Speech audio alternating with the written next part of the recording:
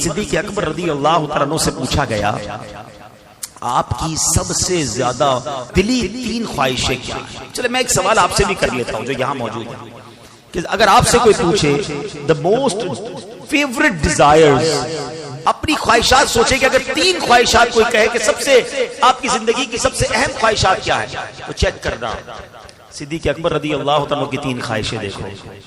आप कहते हैं मेरी 3 जिंदगी की सबसे बड़ी ख्वाहिश है। कहते हैं पहली है अन-नज़्रु इलैक, दूसरी है वल जुलूसु बैन यदैक, और तीसरी है व इन्फाक़ु माली अलैक। हाय हाय हाय, क्या मोती जैसे अल्फाज है। माना बाद में बताऊंगा, खाली अरबी सुनते तो लुत्फ आने लग गया। आशिक अकबर की बातें हैं ना। कहते मेरी 3 ख्वाहिशें हैं, बस अपने आका को देखता रहो। अन-नज़्रु इलैक व इन्फाक़ु माली अलैक, मैं नबी पाक पर अपना माल खर्च करता रहूं। वल जुलूसु बैन यदैक, मैं बस नबी पाक के कदमों में हाजिर रहूं, मैं इधर ही बैठा रहूं। अब देखो आशिक अकबर की ख्वाहिशात थी ना, अल्लाह ने ये तीनों कैसे पूरी की हैं? पहली ख्वाहिश व नज़्रु इलैक, बस आका को देखता रहा।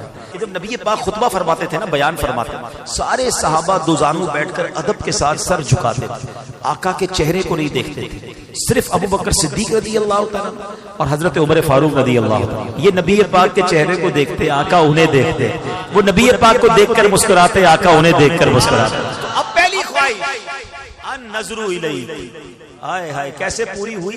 किताबों में एक जुमला मैंने पढ़ा कि वो इबादत जो सिद्दीक़ अकबर ने गारे सौर में नबी पाक के दीदार वाली इबादत की ना, जब आका गोद में थे। ट्राई टू अंडरस्टैंड, जरा रियलाइज करो, जब कोई किसी की गोद में होता है दीदार कैसा होता है।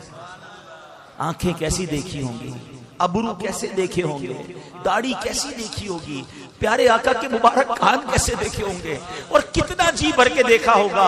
उलमा कहते हैं जिस वक्त सिद्दीक़ अकबर नबी पाक का उस वक्त जो दीदार कर रहे थे, कायनात में वो इबादत कोई और नहीं कर रहा। सिर्फ सिद्दीक़ अकबर को ये मुकाम हासिल था कि इस तरह नबी पाक का दीदार नसीब हुआ। अल्लाह ने पहली ख्वाहिश ऐसे पूरी की। दूसरी ख्वाहिश व इन्फाक़ु माली अलैक, हुजूर आप पर माल खर्च करता रहूं, बस मेरी ये ख्वाहिश है।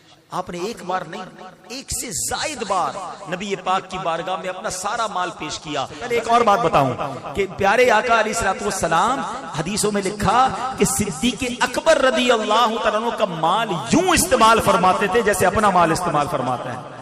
इतनी क्लोजनेस थी कि पूछा नहीं जाता था। नबी पाक सिद्दीक़ अकबर के माल को इस्तेमाल फरमाते। और वो हदीस अल्लाह अकबर, आप फरमाते जिसका मजमून है, जितने लोगों ने मुझ पर एहसान किया मैंने सबका एहसान चुका दिया, मगर अबू बकर ने जो मुझ पर एहसान किया है, क़यामत के दिन उसका बदला मैं रब से लेके उसे लौटाऊंगा। अल्लाह अकबर, किस किस शान को बयान किया जाए। अल्लाह के हबीब की दुआएं किस तरह उन्होंने ली। अरे बिलाल हबशी से कौन मोहब्बत नहीं करता, हमारे आशिकों के इमाम हैं, मुअज्जिन रसूल हैं, उन्हें छुड़ाकर कौन लाया। उमैया जो था इतना जुल्म करता था, अबू बकर सिद्दीक करीब से गुजरे, देखा बिलाल को मार रहे हैं, तपती रेत पर लिटाते हैं। आपने उसके मालिक से कहा क्यों तंग करते हो, ये मुसलमान हो गया है क्यों मारते हो। कहा अबू बकर तुम्हें बड़ा शौक है, खरीद लो इसे। आपने बताओ कितने पैसे लोगे। वो थोड़े पैसे बताता, आपने कहा ओके। वो और पैसे बढ़ाता, आपने कहा ठीक है। वो डील डन करता, फिर पैसे बढ़ा देता। वो जितने मांगता रहा आप बढ़ाते रहे। आखिरकार एक रकम पर फैसला हो गया। आपने जब पैसे दिए, उमैया पता है क्या कहता है, कहता है अबू बकर तुम तो बड़े कारोबारी थे, तुम्हारे कारोबार की मैंने बड़ी बातें सुनी, तुम्हारी डील बड़ी जबरदस्त होती थी। आज तुमने क्या किया, जो मांगा तुमने दे दिया, बड़ा महंगा गुलाम खरीदा है। अल्लाह अकबर। अबू बकर सिद्दीक कहते हैं ए उमैया तुम बिलाल की कीमत क्या जानो, तुम्हें क्या मालूम ये कौन है। अरे तुम इससे ज्यादा मांगते, मैं तुम्हें इतने देता। जब खरीद कर लाते हैं नबी पाक के पास, हजरत बिलाल को आजाद करके लाते हैं, प्यारे आका की बारगाह में पेश करते हैं। हुजूर बिलाल आया है, आपका सच्चा गुलाम आया है, हुजूर आज आजाद होकर आया है। अल्लाह के नबी क्या कहते हैं, अबू बकर थोड़े मेरे पैसे भी मिला लो, बिलाल को आजाद करने में जो तुमने रकम खर्च की है मेरा माल भी उसमें शामिल कर लो। सिद्दीक अकबर कहते हुजूर मेरा माल आप ही का तो है, हुजूर मेरा सब कुछ आपका है। अल्लाह अकबर, क्या क्या कारनामे बयान करूं सिद्दीक अकबर रज़ी अल्लाह ताला अन्हो के। सुनो तीसरी ख्वाहिश, वल जुलूसु बैन यदैक।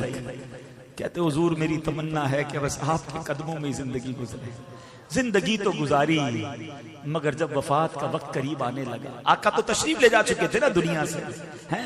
मगर सिद्दीक़ अकबर रज़ी अल्लाह तआला अन्हु ने वसीयत क्या की, कहते देखो जब मेरा विसाल हो जाए ना तो मेरी मैयत को नबी पाक की बारगाह में ले जाना, रोजे के सामने रख देना और ये कहना कि हुजूर अबू बकर हाजिर है, अगर अंदर से इजाजत मिल जाए तो साथ दफन कर देना, इजाजत ना मिले तो जन्नतुल बकी में दफना देना।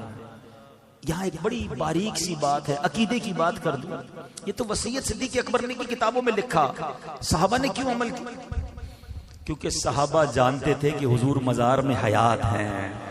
सारे सहाबा का इस वसीयत पे अमल करना कि हुजूर सुनते भी हैं, जानते भी हैं, देखते भी हैं, तू जिंदा है वल्लाह, तू जिंदा है वल्लाह, मेरे चश्मे आलम से छुप जाने वाले ए आशिको तुम्हें मुबारक हो, यही सहाबा का अकीदा है।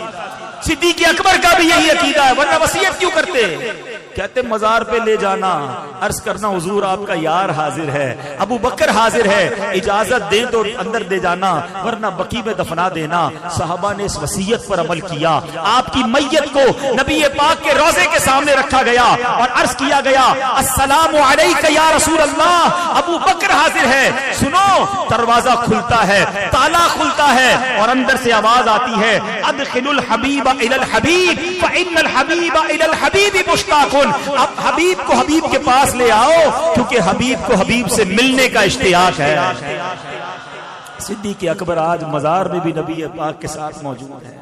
वल जुलूसु बैन यदैक, अरे आज भी आका के पास हैं, आज भी रोज़ा अनवर के अंदर हैं। आशिक़ अकबर ने 3 तमन्नाएं बताई थी, अल्लाह ने वो तीनों कैसी पूरी की। दुनिया में करोड़ों लोग जब भी रोज़ा रसूल पर जाते हैं अस्सलातु वस्सलामु अलैका या रसूल अल्लाह अर्ज करते हैं और फिर सिद्दीक़ अकबर को भी सलाम करते हैं, उमर फारूक रज़ी अल्लाह तआला अन्हु को भी सलाम करते हैं। क्या मुकद्दर पाया है।